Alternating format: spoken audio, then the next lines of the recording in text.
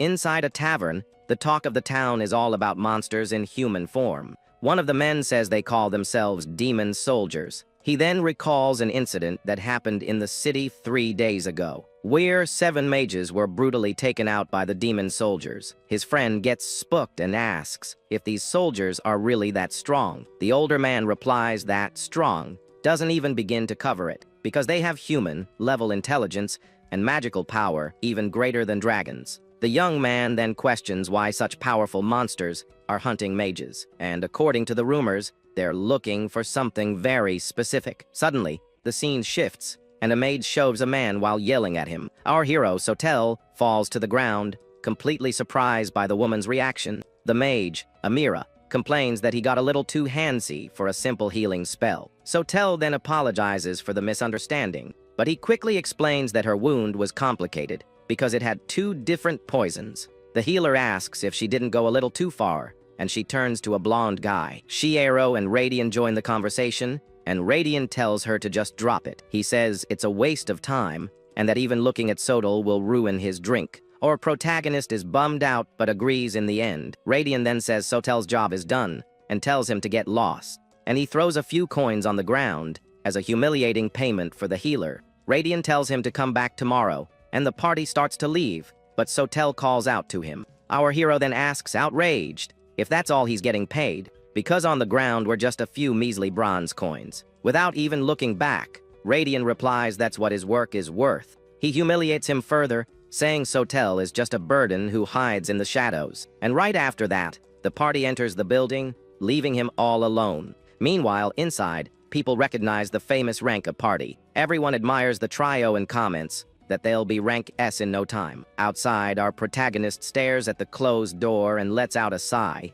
He then remembers he was injured and uses a healing spell on himself. After that, our protagonist gets lost in thought, staring into space. He glares at the coins on the ground with a look of pure defeat. Sodal squeezes his eyes shut, trying to hold back all his anger, and he sits on the ground, wondering what he's even doing with his life. Our hero just sits there with a completely defeated posture. All alone on that cold street, he reflects on his future. Looking up at the moon, he thinks that maybe he should just give up on being an adventurer. But he quickly ditches the idea, since he has no other skills and no money saved up. Suddenly, he gets up and decides to stop thinking about all this depressing stuff. After all, he decides he's going to go out for a drink, because saving money is just plain sad. While walking peacefully, Sotel is caught off guard by a blast of purple energy. He feels the impact, completely clueless about what's happening. The blow hits him square in the gut, causing considerable damage. With wide eyes, our hero can't process the situation. He looks down and sees his abdomen is bleeding a lot. The confusion soon gives way to an expression of anger and determination. Seeing his hand covered in blood, he wonders what in the world this is. A cloaked figure appears and laments, having missed the attack that was supposed to be fatal. Our hero senses the presence and notices it's no ordinary human. On the rooftop, the monster observes him with a powerful aura. Sotel feels an immense magical power, stronger than any rank S he's ever seen. The monster introduces himself as Zeon, a demon soldier in the service of the Demon King. With a wicked smile, he says he's finally found him, and right after, he reveals that his mission is to take the life of the healer, Sato. Our protagonist doesn't understand how a demon soldier knows him. Zeon attacks again, but Sotel manages to defend himself with his staff. Even while blocking, our protagonist is pushed back by the force of the blow. He quickly uses the spell Angelic Heal to patch up his wound. The demon is impressed by his speed, and Sodal thanks him for the compliment. Now healed, he gets ready for the next round of the fight. Our hero charges at Zeon with everything he's got, but the demon taunts him, telling him to stop holding back. Sotel replies that he's not messing around, and realizes the monster really wants to end him. He doesn't get why, since he considers himself just a washed-up rank F healer. Zeon is completely shocked by our protagonist's statement. The demon then asks if he really doesn't know the extent of his own power. Our protagonist is confused, and Zeon calls him a wasted treasure, and he reveals that he possesses a 1 in a 1,000-year ability. Suddenly, Zeon attacks him by surprise, and Sodal screams, not understanding what's happening. The strike is too fast and hits our hero dead on. In the blink of an eye, Sotel's head is separated from his body. Zeon explains that even incomplete, his power would become a threat in the future. Our protagonist is disoriented as his consciousness slowly fades. He sees his own body on the ground and wonders if he's really going to go out like this. Suddenly, a strange memory surfaces in his mind. In it, he sees Radian and Amira on top of a cliff, and he also sees himself fighting desperately against terrifying monsters. The faces of his old teammates appear in his thoughts. He remembers how he was excluded by the party and realizes he doesn't have a single good memory.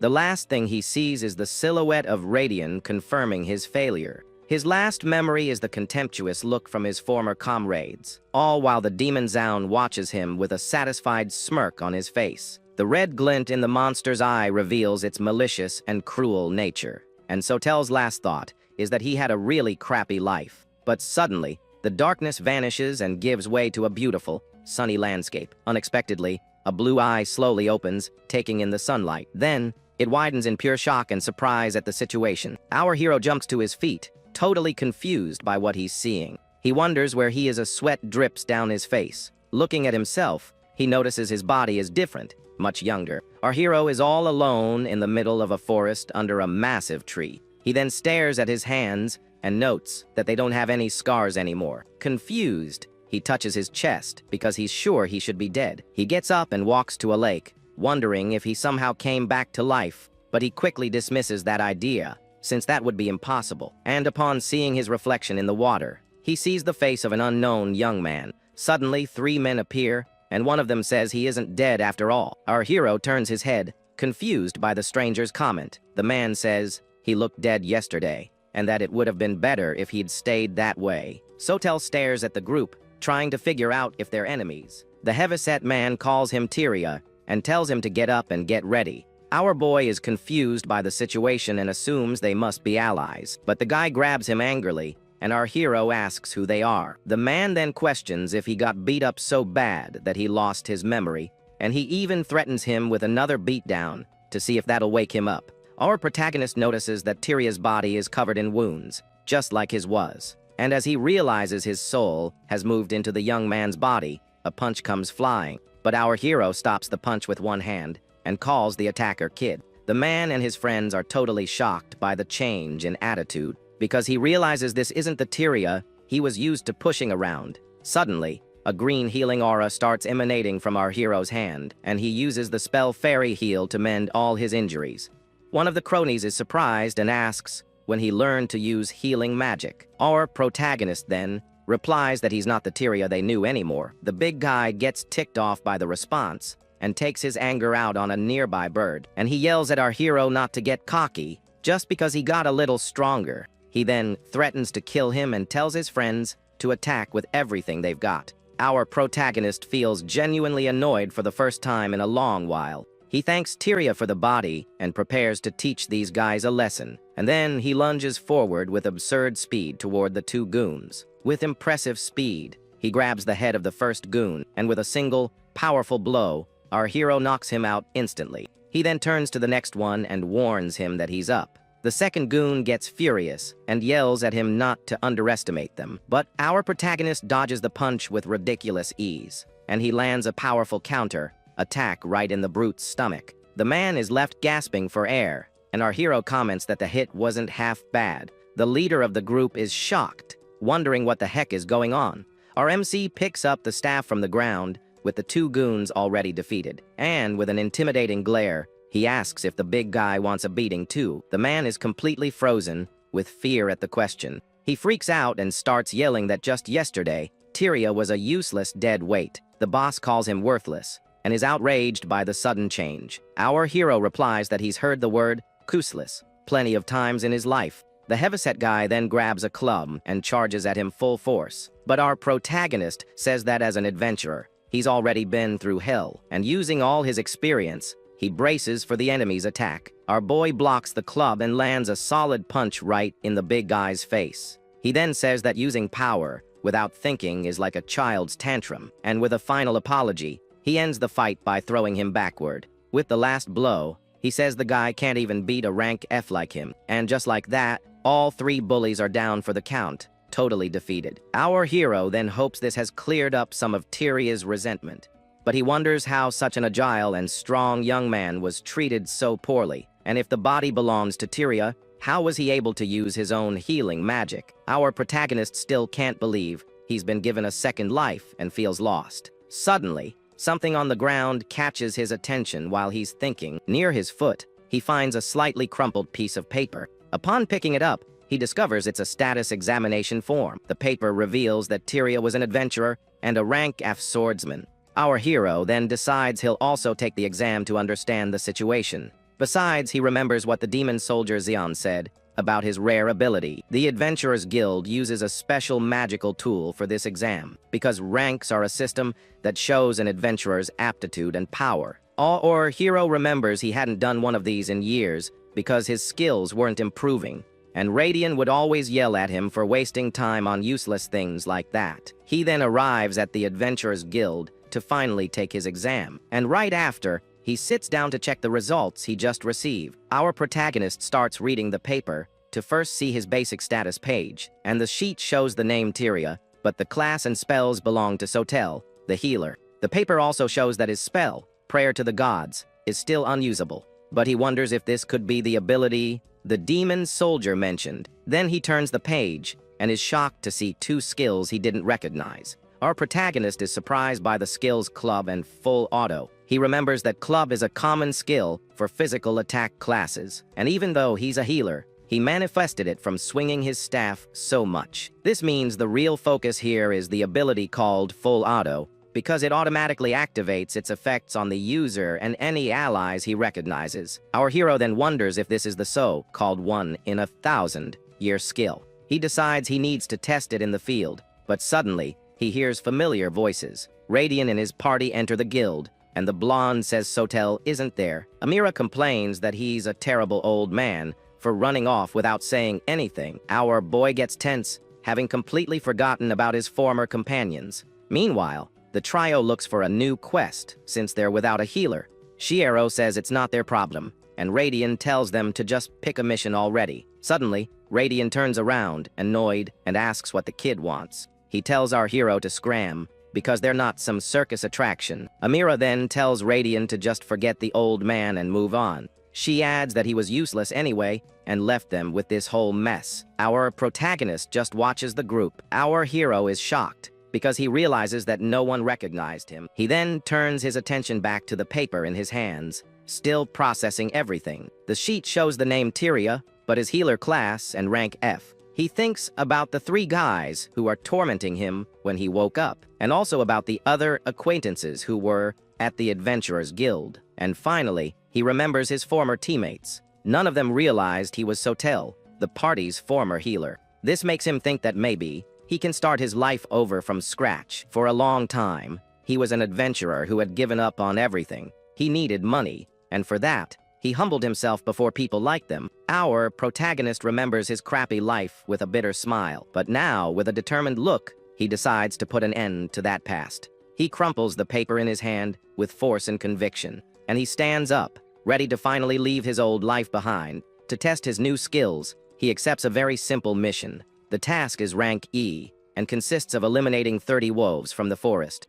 He uses the staff he picked up to defend against the creature's first attack, and with his eyes glowing, he prepares to use one of his new skills. Our hero then uses club and lands a devastating blow on the wolf. Another monster charges forward, and our boy gets ready for the next attack. With another clean hit, he finishes off the wolf and thinks about how good the skill is. Suddenly, he feels a surge of power and sees that club has already leveled up to 2, and the party doesn't seem to be ending, as 3 more wolves emerge from the forest. With a confident smile, he prepares to test his full auto ability. Our hero then extends his hand and shouts the skill's name with all his might, but to his surprise, absolutely nothing happens, and he's left confused. One of the wolves takes advantage of the distraction and lunges at him. With no time to think, our boy reacts and lands a solid punch right in the mutt's face. He then wonders why the ability didn't activate, as he expected, but looking at the paper in his hand, he finally understands why. The skill activates automatically on him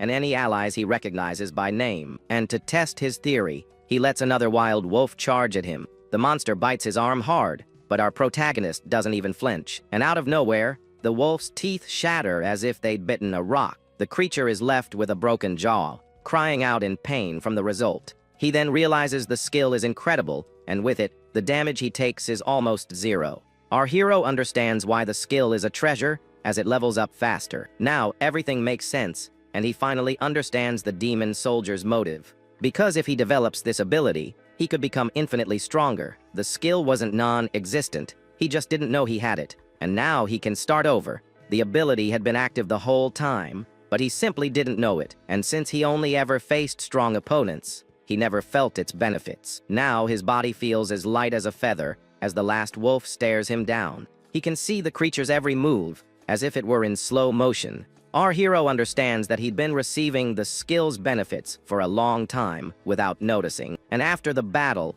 the bodies of the wolves are scattered across the clearing. He then stares at the paper with the information about his new abilities, and he thinks that the full auto skill was something even the Demon King feared, but by a twist of fate, he came back to life and can now master this skill. With a dirty face, he promises to turn the tables and live this second life like a king. Back in the city, our boy walks the streets with a new purpose. He returns from the hunt carrying a huge, heavy sack on his back. The mission was to kill 30 wolves, but he got carried away and hunted triple that amount. Arriving at the guild, he sees an adventurer trying to flirt with a receptionist. The guy is holding the woman's hand with a very charming attitude. He calls her Rosa and asks if she has a little free time for him. The woman smiles shyly, but seems to be enjoying the attention. The adventurer says her shyness is cute and asks her out, but their conversation is interrupted when someone shows up behind the guy. The adventurer then slaps their hand away. The adventurer gets annoyed, but is cut off by a loud thud on the counter because our hero slams a giant sack on the table, startling the receptionist, Rosa, and right after that, he throws down another huge sack, surprising the woman even more. Our boy then asks with an innocent face if he did something wrong. Poor Rosa is almost buried by the sacks of items he brought, and she's even more shocked by the size and weight of it all. Our protagonist hands over the mission paper and says he's here to turn in the quest. The woman takes the paper and is shocked to read that the mission was for 30 wolves, and her jaw drops even further when she sees the amount of loot he brought back. He then apologizes and says he accidentally hunted a little extra.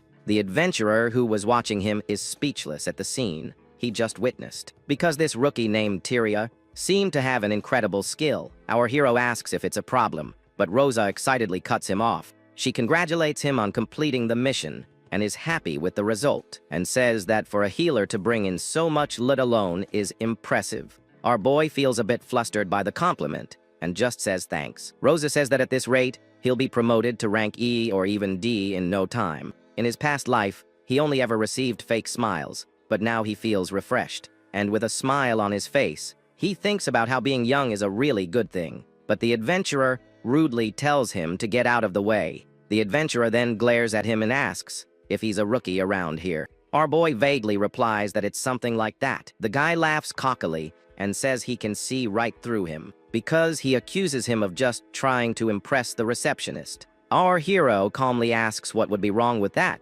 The adventurer then concludes that he just bought all those items somewhere. Our protagonist then questions what he would gain by doing that. The guy replies with a smug look that he's just a weakling, and he even brags, saying he always completes his missions solo. Rosa lets out a very forced laugh at the guy's pathetic display. Our boy finally gets it and realizes the guy has a crush on the woman. The adventurer provokes him to answer the accusation already. Calmly, our hero says he gathered everything with his own strength.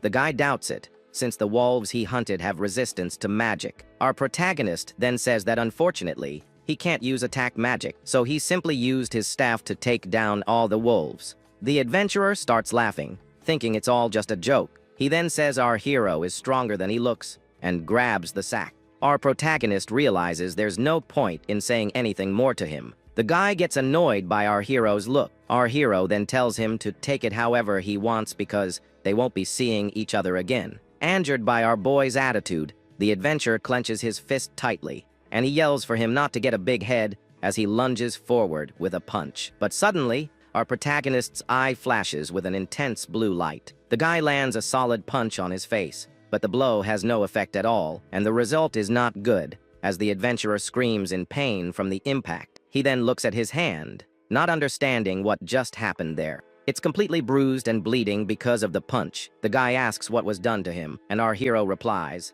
"Nothing." Our protagonist says he didn't do a thing, and that it was just his defense skill. And from the impact of the punch, his full auto ability levels up to 2. Thus, his self-healing and reflex enhancement also improve. The people around them comment that the injury looks pretty painful, and they even find the guy pathetic for getting beat up after starting the fight. The adventurer is filled with shame and anger over the whole situation, so he grabs his sword, ready for round 2 of the fight. He draws his weapon, completely determined to get revenge on our hero. Yelling that he'll never forgive him, he charges forward with a sword attack. Our protagonist calmly predicts the downward strike coming from the right, and he easily dodges the attack by just stepping to the side. The adventurer is shocked, not expecting him to dodge so easily. Even with an injured hand, he prepares for the next sword attack. Then he tries a horizontal slash from the left, but our hero predicts the move. Thanks to his skill, he can read his opponent's every movement. It's as if his brain and muscles were directly linked. The fight continues, and now the two face off on top of a table. The guy gets desperate, because losing to a rookie would be a joke. Completely losing it, he screams that he's going to end our hero's life. Our protagonist then challenges him to see if he can deliver on that promise. With his opponent completely losing it, our hero decides it's time to fight back. So, the adventurer lunges forward with a rage-fueled sword strike. But our protagonist dodges the attack with impressive ease, and the guy calls him a pest. The adventurer's face twists in rage for not being able to land a single hit. He tries a horizontal slash, but our boy ducks and dodges it again. Our protagonist then says the guy is an adventurer too, and gets ready for a counterattack. Seeing the punch coming, the man tries to defend himself with his sword. His eyes go wide with fear as he sees the speed of the incoming attack. Meanwhile, our hero stares him down with a serious look, his eyes glowing blue, and with a cold expression, he says it's nothing personal before striking. The adventurer attempts a desperate strike, but our guy shatters his guard. In a swift move, our protagonist grabs the guy's hand with absurd strength. The man is in complete shock, not believing what's happening. With a single move, our hero flings him away, his sword flying through the air, and to finish it off, he lands a powerful punch right in the adventurer's face. After the fight, our guy is a bit confused by the result of that punch. He looks at the staff he used in the blow and notices something strange. Our protagonist thinks he didn't use much force and wonders if another skill leveled up, but he finds out that's not it and suspects his rank might have gone up. And upon checking his stats, he sees he went from an F rank healer to an E rank. The punch sends the adventurer's mug flying, and it shatters on the floor, splashing booze everywhere. Then, his sword clatters to the ground, and the fight finally comes to an end. The guy's friends are just standing there, jaws dropped, not believing the beatdown he just took. The adventurer is left sitting on the floor, totally defeated, as our hero walks away. Our guy feels a little awkward with all the attention he's getting, so he turns to the fallen guy and asks if he's okay. The man looks up, still in shock from our protagonist's strength. Everyone in the guild, including Tyria and the other adventurers, is impressed by the scene. The loser's face turns red with shame and anger for being so humiliated. He struggles to his feet, still feeling the pain from the hits he took, and without a word, he and his buddies leave the guild with their tails between their legs. Our protagonist just watches their pathetic exit with a smirk. Suddenly, a group of adventurers approaches him with a really friendly attitude. One of them calls him man, and seems super excited about what just happened. The guy congratulates him, saying he's awesome, and that the jerk won't be coming back. He ruffles our hero's hair, who gets flustered and tells him to stop. The adventurer then calls for Tyria, who walks over to the group. The young woman thanks our boy and apologizes for him getting involved in the mess. Our protagonist says it wasn't her fault, while the other guy is still hugging him, but Tyria looks away a bit awkwardly, as if she wants to say something more. Our guy smiles and tells her not to worry, because he just really didn't like that dude. Her reaction leaves Tyria with a surprised look on her face, but then she breaks into a smile and gives him a genuine thank you for the help.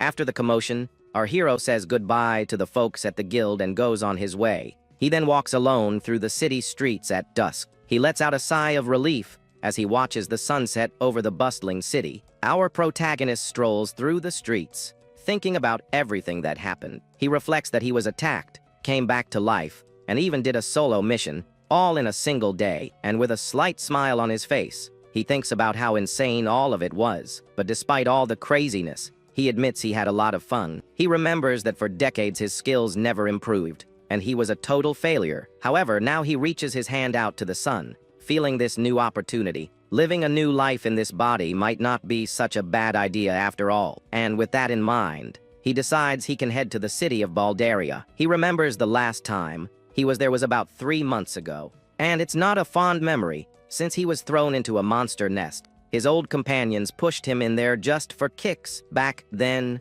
he was full of energy and wanted to eat until he couldn't move. However, with Radian and the others around, he couldn't do what he wanted. He'd end up just eating vegetables while watching them devour all the meat. He remembers Shiero once gave him a piece of meat out of pity, but it gave him such bad indigestion that he got really sick. However, with this new body, he feels like he can eat as much as he wants without any problems.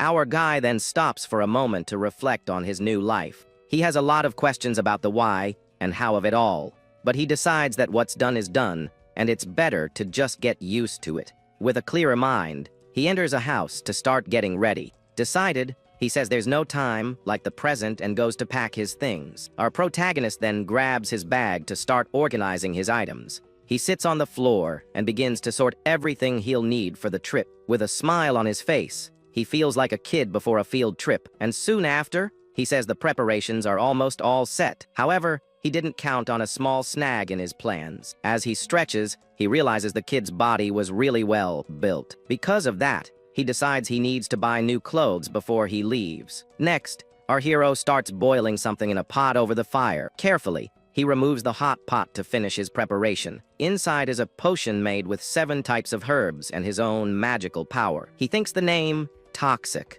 is a bit over the top and wonders who came up with it. Despite the weird color, he guarantees the potion's effectiveness is the real deal. But suddenly, the front door is busted open with absurd force. Our hero whips around, startled by the noise and the debris flying everywhere, and with a shocked expression, he wonders, what in the world was that? Suddenly, a little white wolf jumps on our hero, catching him by surprise. The little guy knocks him to the ground and stays on top of him, all excited and happy. With its tongue out, the little wolf barks cheerfully at the young man. He's confused and wonders where on earth that puppy came from. Just then, a sinister fog appears out of nowhere, and our boy protects the animal. This fog transforms into a red monster with very sharp claws. The reflection of the fearsome creature appears in the protagonist's eye, leaving him shocked. He's thrown back by the beast's aura and wonders if it's real. The monster stares down the young man, who has no idea who this enemy is. The creature lunges with a swift blow,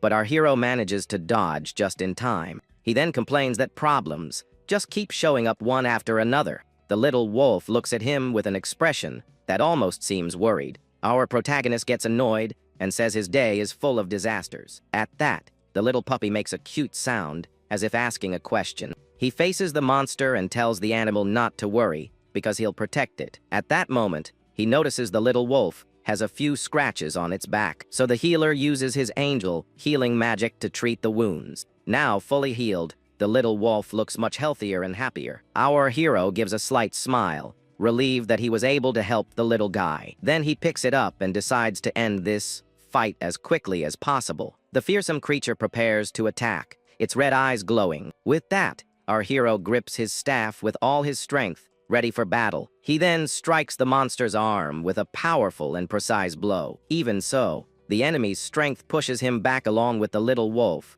Our boy becomes thoughtful as he notices something strange about the beast's attack. The shadowy creature advances again, its tentacles ready to strike. Annoyed, he complains that the monster is wrecking his house like it owns the place, and with a shout, he lands a devastating blow right in the middle of the creature. The young man swiftly dodges another of the shadowy foe's attacks. The monster's body dissipates a bit from the staff's impact, but the fog creature quickly regenerates, returning to its original form. With a determined look, our protagonist prepares to continue the fight. He thinks that if he keeps this up, he'll eventually run out of energy. The hero complains that this whole situation is quite problematic as he defends himself, but as he blocks a blow, he feels something odd about the enemy's strength. The monster attacks once more, but our boy manages to defend himself. His eyes focus on the battle as he starts to understand what's going on. A memory of the blow's impact makes him realize the truth about the monster. The creature's attack left a nasty hole in the wooden floor of the house. However, he finds the hole too shallow and wonders if the beast is holding back. He then wonders why the enemy would be restraining itself in this fight. With a face full of anger, our hero continues to defend against the beast's attacks. One of the strikes hits his neck, but the wound vanishes instantly. At that moment, his self-recovery ability activates, healing the damage. With a confident look, he thinks about how useful this healing skill is. The fog creature then prepares for another powerful attack. With a fearsome roar, the monster opens its arms and charges with everything it's got. The beast advances, but our protagonist looks at it with a different expression. Just then, he gets an idea and wonders if the monster is weak against healing power. The creature attacks with its arm, which looks more like a sharp tentacle. The blow destroys another piece of the house, kicking up wood dust. Seeing this, our hero prepares to finally test his new theory. He decides he won't waste time thinking and will find out through action. So the young man uses his fairy healing magic directly on the monster. The creature screams in pain as the healing magic deals an absurd amount of damage to it. With a victorious smile, our protagonist realizes he hit the mark. The monster retreats, feeling the power of the holy magic searing its body. Seeing the enemy's weakness, the young man advances with his staff ready to strike. He then starts using his fairy healing repeatedly on the enemy without stopping, and with one last healing blow, he prepares to end the fight for good. He keeps attacking the beast with his healing magic relentlessly. Our hero focuses all his energy into the staff for the final blow. With a determined shout, he says that this will end it once and for all. Then he jumps and uses his angel healing with all his might against the enemy. The monster faces the attack, its red eyes wide with surprise. With the impact of the magic, the creature's body breaks apart into several pieces. And so, the fight comes to an end with our protagonist standing victorious. But he's a little confused, as he sees no trace of the enemy. Our boy then opens the door and looks outside to see if everything is okay. He finds it very strange that the monster didn't leave any remains behind, and he thinks it's the first time in decades he's seen a monster weak to healing. After checking everything, he goes back inside, still thoughtful. The young man puts a hand on his head, feeling a bit dizzy and tired.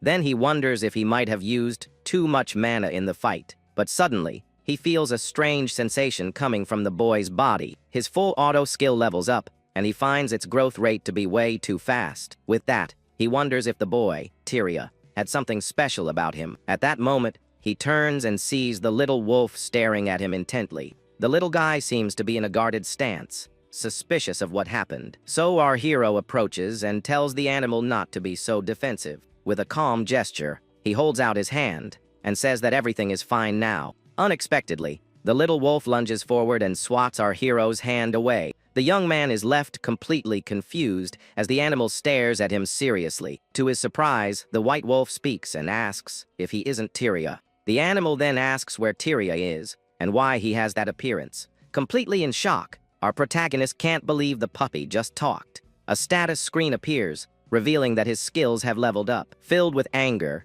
the wolf bares its teeth and demands to know what he did to Tyria. The healer then asks if Tyria was perhaps the owner of this body. The animal seems to understand the situation and readies its sharp claws. Full of fury, the wolf accuses him of simply stealing its friend's body. The young man quickly tries to explain, denying that he did that to the boy, but the animal doesn't listen and lunges at him with all its fury. Now the two face off, creating incredible tension, and the wolf is ready to pounce. Our hero yells as the white wolf leaps toward him to attack. Without hesitation, the creature bites the young man's arm with considerable force. Even with the bite, he maintains a serious and focused look on the situation. The wolf stops for a moment, looking very confused by the result of its attack. The animal keeps biting his arm, but it doesn't seem to have any effect. The healer then asks what happened all of a sudden. Since the bite didn't hurt, the wolf stops its attack and complains that its stomach hurts. Our hero is confused and wonders if it still had some injury. But in reality,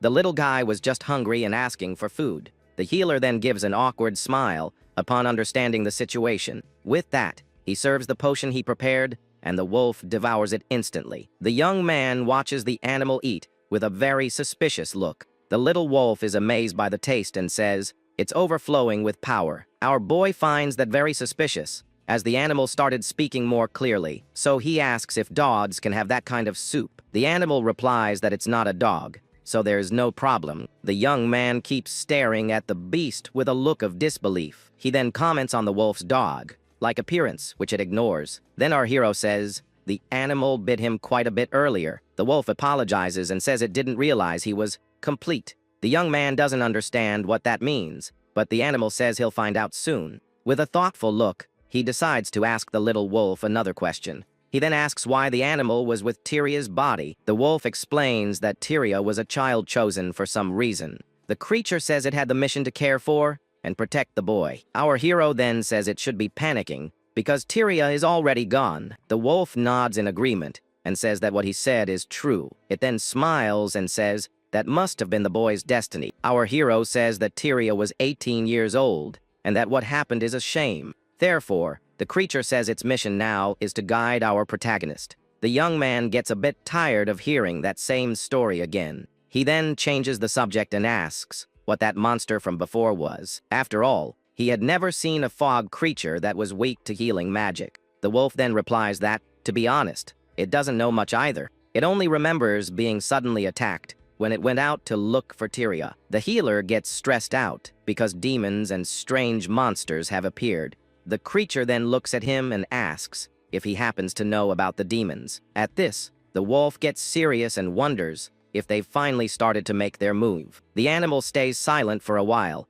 making our hero very curious. The young man sighs and says that if it's not going to talk, then just forget it. With that, he picks the little wolf up in a very clumsy way. The healer carries it to the door and says it can go home now. He then reveals that he's going to start a journey the next morning. The young man says it's none of its business where he's going, as it's his new life. But the wolf refuses and says it will accompany him on this journey anyway. After all, it says that if it doesn't, it won't be able to face Tyria later. Our hero says he doesn't need a guardian, as he's too old for that. But the wolf insists it needs to stay by his side, especially if the demons have made a move. Then the creature starts to glow and says it's surprisingly useful when it wants to be. Our boy is shocked by the light, and the animal says it hasn't properly introduced itself yet. It reveals itself as Gracia of the Sky Messenger's clan and carries him into the air. Our hero gives a somewhat forced smile at the whole unexpected situation. His blue eye reflects the sky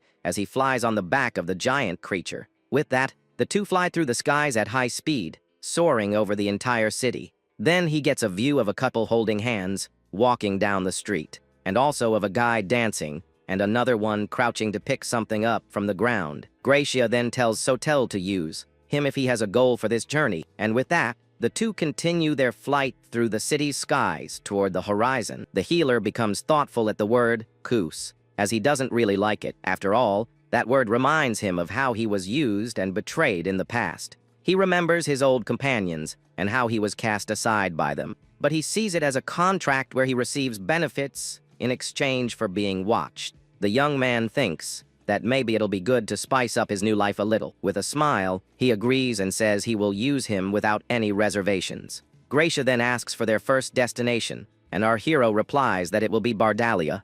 The wolf recognizes the city, and the young man says they'll go to Filialka, the city of fairies, afterward. Our hero explains that he likes the figures from that city, and the wolf finds that hobby quite unexpected. The young man agrees with a thoughtful look, but he has other plans in mind. He wants to drink sake and eat some really grazy meat skewers. The healer also wants to enjoy his hobbies to the fullest without any worries. With a smile, he says he wants to get back all this little happiness he lost.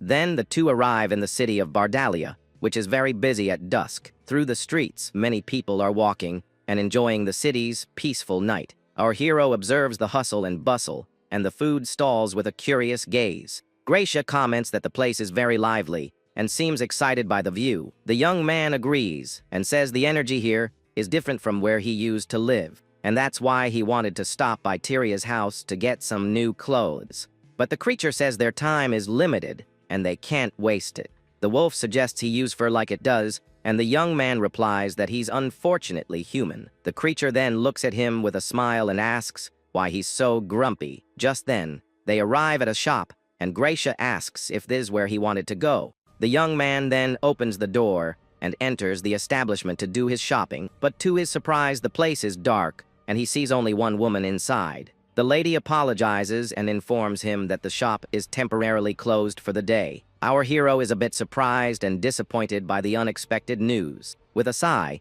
he just nods and prepares to leave the place. The lady apologizes and says the shop won't be opening for a long time. Our hero is confused by the news and doesn't understand the reason for the closure. She then explains that the truth is they can no longer go to the animal pasture. That was a peaceful place where the creatures grazed freely. But now a dragon has settled in a cave right in the middle of the path.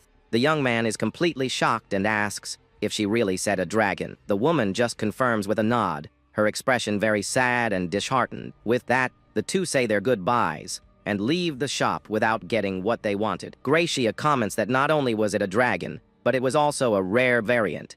The creature says our hero is unlucky to be stopped right at the start of his journey.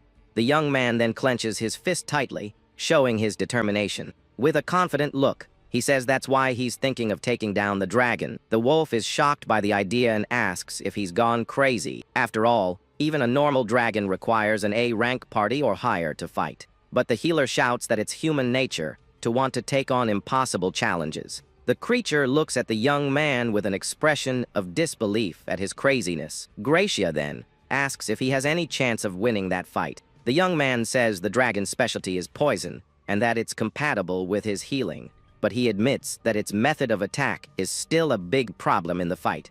He explains that its scales are harder than orichalcum, and Gracia notes his experience. Our hero reveals that a long time ago, he fought against dragons a few times, but he only remembers being treated like a shield and having some terrible times. The creature gets confused and wonders about this long time ago. The young man laughs and says he's much older than he looks. Then, he admits the odds are against him if he attacks the way he is now. Gracia looks at him seriously as he says he needs weapons and equipment. That's why he wants to get some armor, and the wolf has no objection. With their plan set, the two then arrive at a weapons shop in the city. Our hero enters the place, and a bald shopkeeper greets him with a welcome. The healer says he's going to hunt a dragon and asks if he has any weapons for it. The man is very surprised by the request and repeats the word, dragon. With a mocking smile, he tells the boy to forget it and go play with his little dog. Gracia gets furious, but our hero calms him down and apologizes for his temper. The young man then tells him not to worry, as he has plenty of money. With that, he throws a heavy bag full of coins onto the counter. The shopkeeper stares at the bag of money with an expression of pure surprise. Then he opens the bag carefully, while the little wolf watches him angrily. The bald man is completely shocked to see the amount of money in there. To his surprise, the bag was packed with dozens of gold coins. In disbelief, he picks up one of the coins to make sure it's real. The gold coin shines brightly in the shopkeeper's hand, much to our hero's surprise. With that, his attitude changes, and he says the young man should have said so sooner. The man quickly recommends a staff made from a spirit tree over 100 years old. Our boy laughs and thinks it was a great idea to hunt monsters. The shopkeeper continues showing off various other pieces of equipment with a big smile, but the young man's gaze focuses on something, and the man carefully picks up a sword. His blue eyes sparkle as he sees the weapon, which gleams with a strong, golden light. The healer then takes the sword, and the shopkeeper praises him for his good taste in choosing it. He then explains that the weapon is made from a rare, or called atherast. The sword emanates a blue aura, and its magical conductivity is very high. The shopkeeper then asks where he's from, as he's never seen him around before. He notes that the young man is well dressed, and that even his dog has a dignified air about it. At that, our hero says he'll buy it, and Gracia asks if he knows how to use a sword. The young man replies that, to tell the truth, he's never held a weapon like that before. He remembers that swords were Radiant's specialty, but he thinks it looks really cool. Seeing that, Gracia says it's his money, and he can do what he wants with it.